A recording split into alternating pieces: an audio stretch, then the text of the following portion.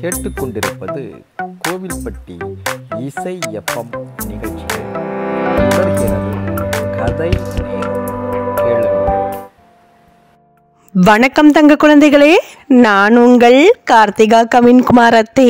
நாம இன்னைக்கு கேட்க போற கதை எழுத்தாளர் விஜயலட்சுமி அவர்கள் எழுதிய கர்வம் பிடித்த பூசணிக்காய் என்ற சிறுகதை நூலிலிருந்து தொட்டிலிருந்து குதித்த மீன்கள் என்ற கதையை தான் நாம் இன்னைக்கு கேட்க போகிறோம். என்னது, மீன் தொட்டிலேருந்து குதிச்சிருச்சா? அச்சோ, தொட்டிலேருந்து குதிச்சா என்ன ஆகும்?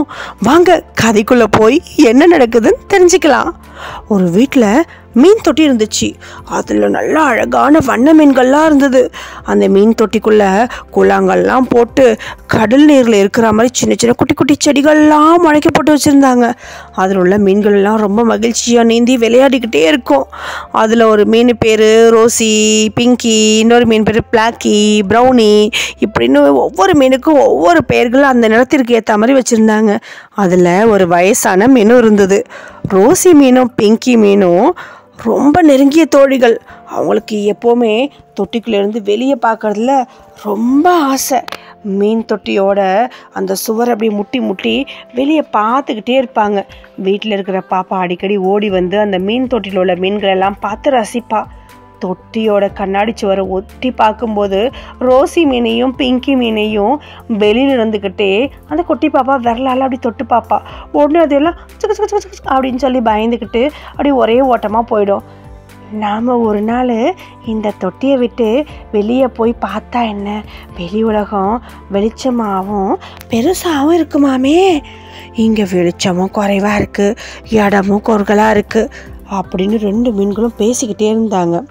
இதை கேட்டுக்கிட்டே வந்த ஓல்டு ஃபிஷ்ஷு, அதெல்லாம் போகக்கூடாது, அங்கெல்லாம் நமக்கு சரிப்பட்டு வராது, மூச்சு கூட விட முடியாது அப்படின்னுச்சு. இந்த ஓல்டு ஃபிஷ்ஷுக்கு வேறு வேலையே இல்லை.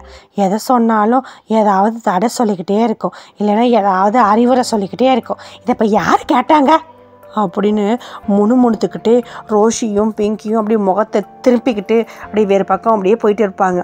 இருந்தாலும் அவங்களோட ஆசை விடவே இல்லை.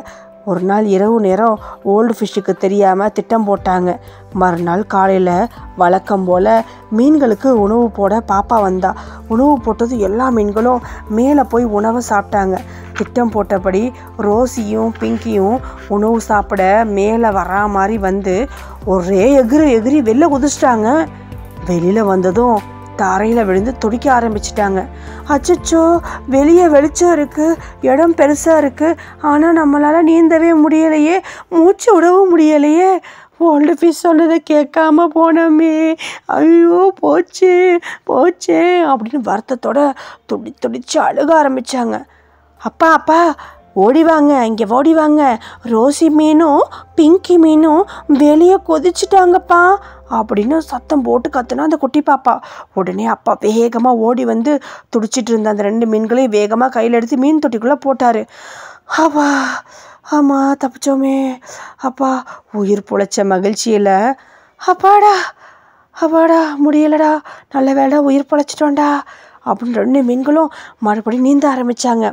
இதையெல்லாம் உள்ளே இருந்து பார்த்துட்டு இருந்த மற்ற மீன்கள் அது ரெண்டுத்தையும் அப்படியே சுற்றிக்கிட்டு வெளியில் எப்படி இருந்தது அப்படின்னு கேட்டாங்க. ஐயோ, ஏன் கேட்குறீங்க? அந்த நிமிஷம் நான் பிழைக்கிறோமா செத்துருவோமான்னு நினச்சோம்ப்பா. இறந்து போயிட்டோன்னு நாங்கள் முடிவே பண்ணிட்டோம். எங்களுக்கு ரொம்ப பயமாக இருந்தது. வெளிச்சத்தை தேடி நாங்கள் வெளியே போனோம்.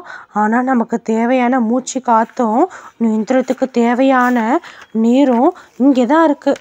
யாருமே இனிமேல் இது மாதிரி செஞ்சிடாதீங்க அப்படின்னு ரோசி மீன் சொன்னிச்சு.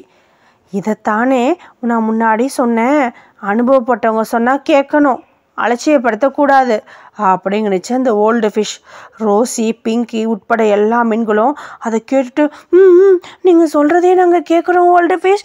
ஏன்னா உங்களுக்கு தான் நல்லா தெரியும், நீங்கள் தான் எங்களுக்கு முன்னாடியே பிறந்திருக்கீங்க, நிறைய விஷயங்கள் உங்களுக்கு தெரிஞ்சிருக்கு இல்லையா.